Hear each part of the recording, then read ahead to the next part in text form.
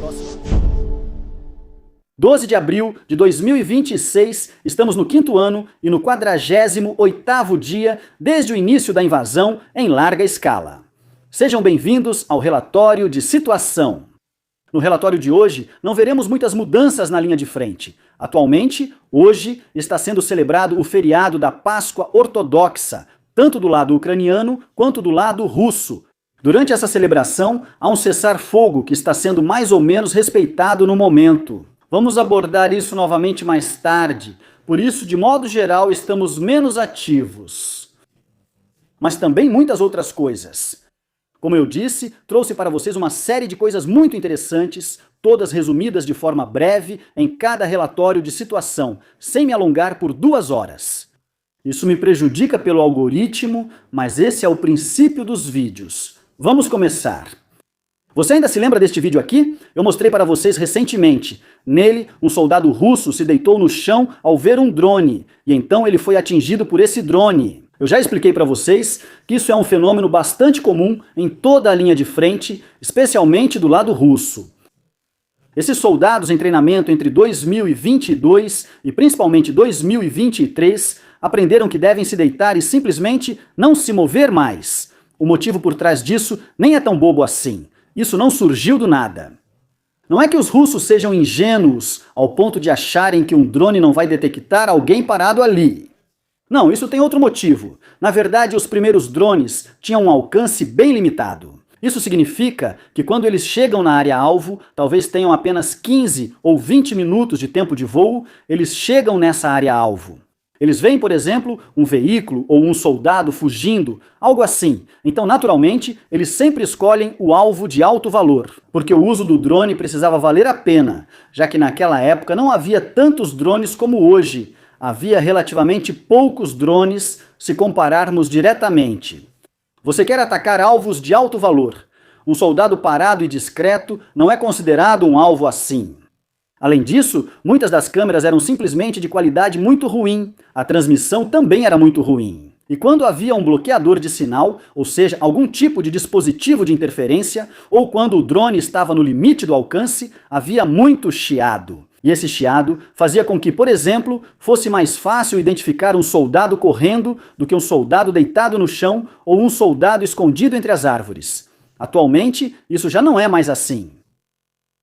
Sim, foi isso que mostrei para vocês. Assim aprenderam, ficar parado ou deitar no chão, parecer discreto e o drone passa por cima. Naquela época, isso também funcionava bem em áreas florestadas durante o voo do drone. Muitos colonos de soldados ainda pensam assim, pois aprenderam isso no treinamento. Agora, por exemplo, estão vendo um drone pela primeira vez. E então só seguem o que aprenderam. Agora, o que acontece é que naturalmente os drones evoluíram, assim como muitas outras coisas. E então acontecem esses ataques contra pessoas que se deitam achando que assim podem escapar do drone.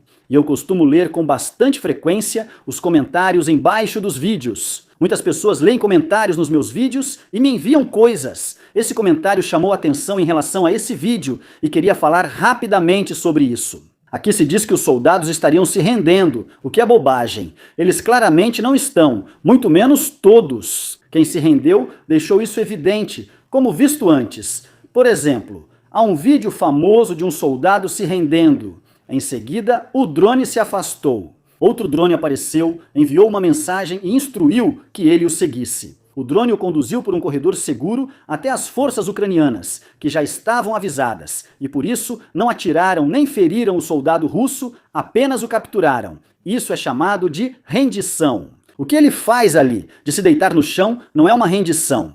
Como é que se rende corretamente, já que estamos falando sobre isso? Por exemplo, você levanta as 2 mãos bem alto e se ajoelha. Assim todo mundo sabe que você está se rendendo.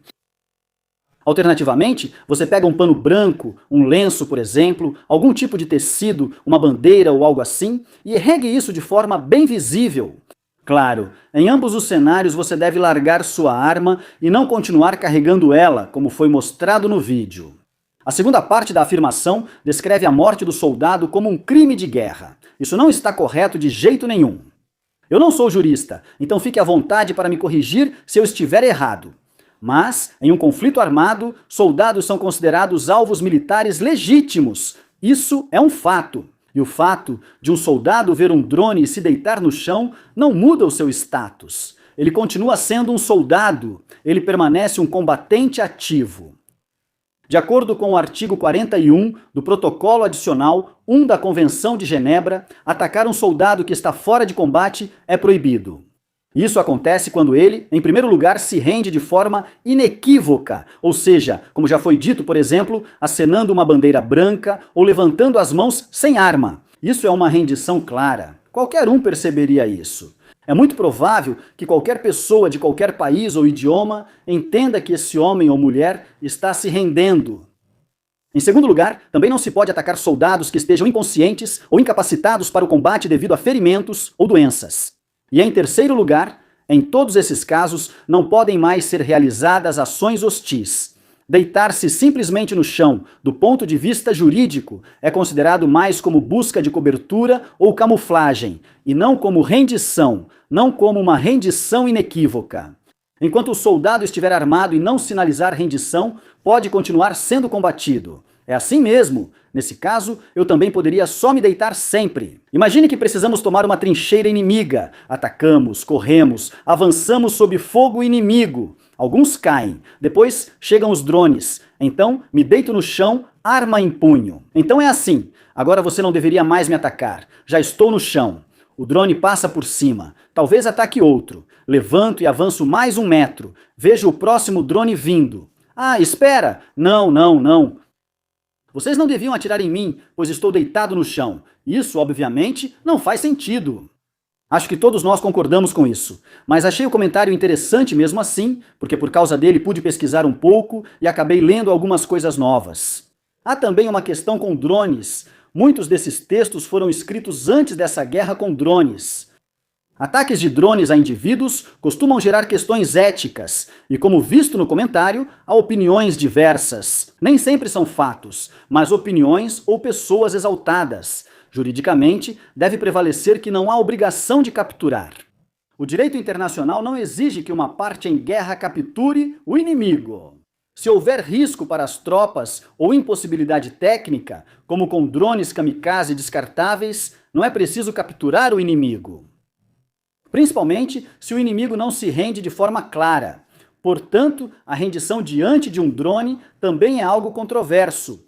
Ninguém realmente sabe como se render de forma eficaz a um drone, que geralmente não pode transportar ou vigiar prisioneiros. Assim, uma rendição nessa situação é tecnicamente muito difícil de realizar. Isso significa que é impossível. Porém, como disse, muitas dessas ideias e textos já existiam antes das guerras com drones e ainda são implementados da melhor forma possível. Apesar do cessar-fogo de Páscoa, continuam sendo registradas perdas russas que teriam ocorrido hoje. Como em qualquer outro cessar-fogo anterior, os combates continuam. Ataques aéreos diminuíram, mas combates na linha de frente seguem. Aliás, blogueiros russos afirmam que foram os ucranianos que quebraram o cessar-fogo, pois atacaram uma localidade. Também vemos imagens de drones em que soldados ucranianos são atacados por drones russos. Como disse, tudo segue igual. Quase nada mudou. Eles continuam se atacando. E eu não diria que algum dos lados respeitou mais ou menos o cessar-fogo ou que cumpriu 100% com ele. As perdas continuam altas, mas, como eu disse, os ataques aéreos de ambos os lados diminuíram. Também não tenho nenhuma refinaria pegando fogo ou algo assim para relatar hoje. Novas imagens em alta resolução mostram um drone interceptador ucraniano Sting interceptando um drone russo Shahed a jato em alta altitude. O drone Shahed a jato é chamado na Rússia de Gerand 3, uma cópia licenciada. Assim, ao ouvir sobre o Gerand 3, trata-se desse drone. É claro como tudo mudou. Não é mais aquele clássico de atirar do chão esperando acertar algo. Agora é uma interceptação direcionada no ar. Drone contra drone, guiado com precisão na altura do alvo. Isso é ainda mais relevante nas versões mais rápidas da Shahed a jato. Elas são mais difíceis de combater, pois voam mais alto, mais rápido e reagem diferente em voo em comparação à variante Gerand 2, que possui motor mais fraco. É nesse ponto que esses sistemas atuam.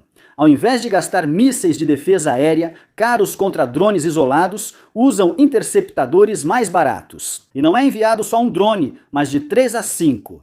Mesmo que só um acerte e os outros 4 caiam, ainda sai mais barato do que lançar um míssil Patriot, que custa milhões, enquanto cada drone Sting custa cerca de $3.000. Isso muda toda a equação. Agora não importa mais se você pode derrubar algo, mas se é possível arcar com isso de forma contínua. Essa tendência já existe há anos. Nós já estávamos nisso, ou principalmente eu, já estava falando desde o primeiro ano da guerra que deveríamos fazer mais na Europa. Claro, você não pode interceptar um míssil balístico com um drone interceptador. É claro que não. Precisamos de mísseis balísticos próprios, mas é essencial que o míssil de defesa aérea continue mais barato que o do inimigo, que tenta atingir alvos aqui. Não faz sentido usar um míssil de defesa aérea caro para derrubar drones baratos. É preciso um equivalente adequado, como mostram bem os drones Sting. Na cidade russa de Oriol, foi visto um sistema bastante incomum. Um sistema de defesa aérea baseado em terra, equipado com mísseis ar-ar do tipo R-771, aliás, eles estão tentando derrubar drones com isso. A imagem exibe um lançador improvisado com vários desses mísseis montados em suportes de aeronaves. Tudo isso lembra muito o princípio de sistemas ocidentais como o NASAMS, por exemplo, só que em uma versão bem mais improvisada. E improvisação, normalmente, não é algo ruim de início. Mas essa ideia não é totalmente nova, pois na época soviética já se experimentava lançar mísseis ar-ar a partir do solo. Agora esse conceito está ressurgindo, mas desta vez não como um sistema devidamente desenvolvido ou como um sistema militar clássico, e sim como uma solução pragmática. E é justamente essa a parte interessante. O uso de SAMs improvisados mostra que faltam sistemas clássicos de defesa aérea e mísseis adequados, ou estão sendo perdidos deliberadamente. Tenta-se aproveitar estoques como o R-77, que não é um míssil ruim, mas está sendo reutilizado. Isso está mudando. E isso também explica porque, ao mesmo tempo, há relatos de que até mesmo a Força Aérea Russa está tendo que recorrer cada vez mais a mísseis mais antigos, como o R-27, por exemplo.